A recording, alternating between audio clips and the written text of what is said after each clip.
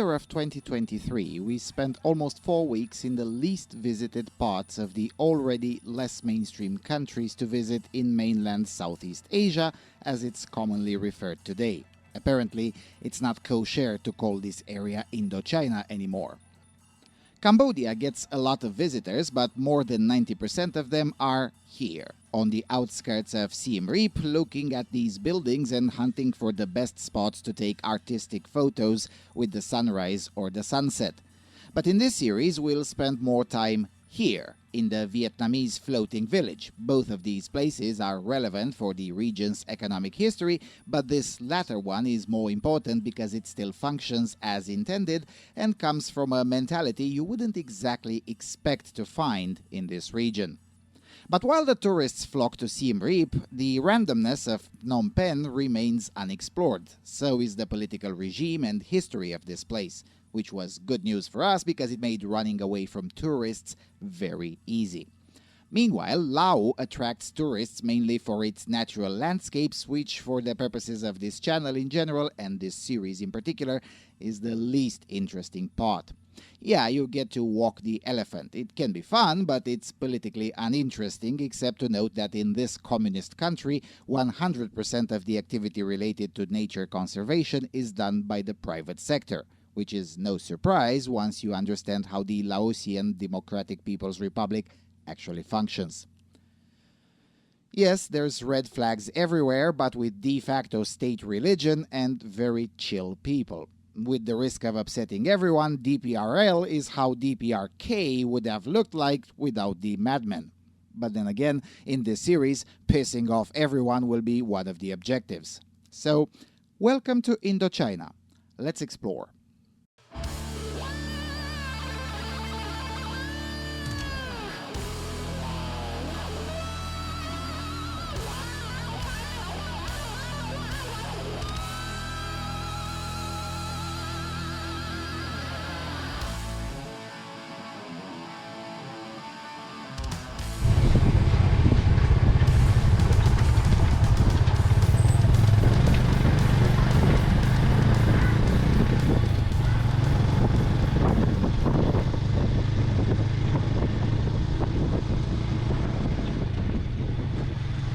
Hello everyone and welcome to the inaugural episode of the Khmer series. As per custom, the inaugural episode is about what is and isn't. This time it's simpler. The series will consist of 11 episodes, including the epilogue with a focus on what very few or nobody is saying about the Kingdom of Cambodia and Lao DPR. Of course, in doing so, I will virtually guarantee that I won't be allowed re-entry into Cambodia specifically. Because one thing they really care about is if you mock their regime. Everything else, including very serious crimes, is up for negotiation. Just don't mock the king or mention that Cambodia's political leadership is far from great.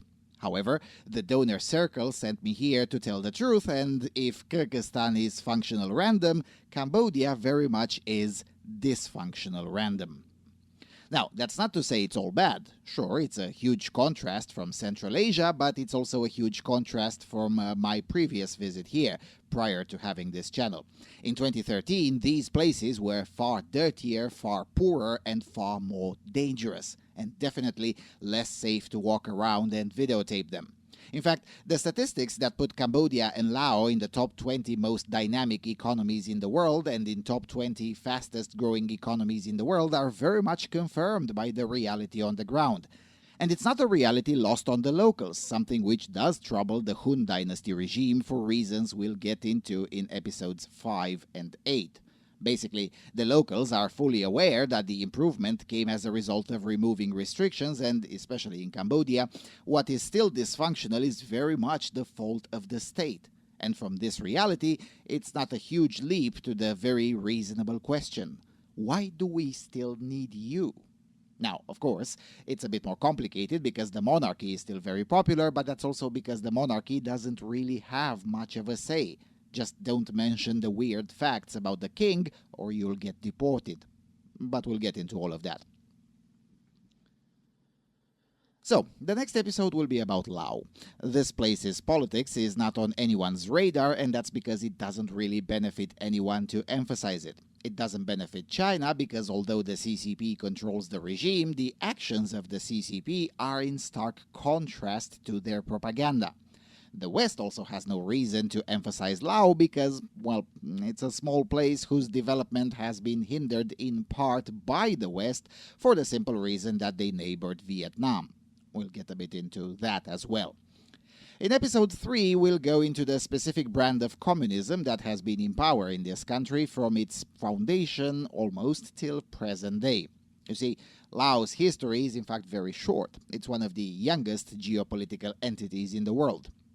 To simplify the most, Lao is 3 ethnic groups, 1 from Cambodia and 2 from China, who ran away from their countries because they really didn't like the way of life being built there and wanted to be left alone in peace and, well, superstition.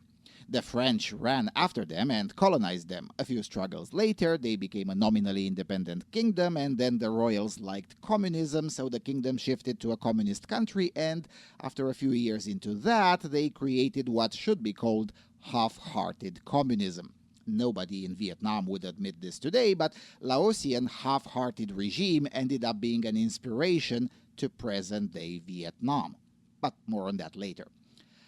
Then episodes 4 to 8 are primarily about various facets of Cambodia, only to then get back to Laos in episode 9 for a quick look at the ordinary life. Episode 10 will be about the current challenges, and finally, episode 11, an epilogue. As always, there isn't a promise on the timeline, only a promise that the series will be made. It will take less than the previous one for the simple reason that it is a simple one to make. Trouble will be to find the time because 2024 is a crowded year, but we'll make it, as always. The main obstacle will be juggling with the footage. This series being the first one where the footage is taken nearly exclusively with the most high-quality camera in the inventory. That's great news for you, but a nightmare on the editing side. Still, the idea is to do the same in Latin America as well. Consequences be damned. Now, what this series isn't? Well, for starters, it's not a tourist vlog, although I will bore you with a bit of footage from Cambodia's main tourist attraction because this place is important for the region's economic history, and also because getting footage from the Economic History Museum was not permitted, which is quite unfortunate because this place is amazingly well organized, and I wish more countries had such a place where you get to learn about the clownery of the not-so-distant past. Of course, this series is also not meant to spare anyone's feelings. Of course, we'll discuss the issue of sex trafficking, which is unfortunately one of the things Cambodia is known for, but also the overall human trafficking, which is usually overlooked because it doesn't drive clicks. And the geopolitics of Laos, which tells quite a few stories that are pretty damn inconvenient, like the issue of de-dollarization. Lao DPR should be the poster child for de-dollarization, being the CCP's backyard and all that. But in reality, if anything, Indochina is the poster child for further dollarization. We'll also casually mock several stereotypes, but also confirm some of them. For instance, the French colonial era stereotype was that the Vietnamese are planting and caring for the rice, the Cambodians may or may not harvest it, while the Laotians will, at best, watch the whole process. Well, that's still true to an extent, and we'll look into that in the next episode. Finally, in this series, the point is to end up knowing a little-known part of the world for its regular day-to-day life and less through its extremes. There's hundreds of thousands of videos in English out there showing you the extremes of this area. This series won't add to that pile. More than 100,000 non-Chinese people have made Cambodia their home in the last decade. Why is that? Oh, funny story. In the local media, you're either a local, a foreigner if you're Chinese, or anything else if you're not Chinese. The anti-Chinese bias in the Khmer media is hilarious to watch. Admittedly, it's also understandable. Nearly all of organized crime in Cambodia is Chinese, and unlike the West, it's not bigoted to notice. It's also impossible to miss. So yeah. All in all, the idea of this series is to navigate the lesser known. Whether it will work out or not is up to you, the viewer, to decide. So with that said, thanks for watching. Don't forget to subscribe, and if you like this kind of thing, please consider supporting the next series. Making these is not free, though certainly cheaper than the wild numbers quoted on the internet. And with all of that said, I'll see you all soon on the Freedom Alternative.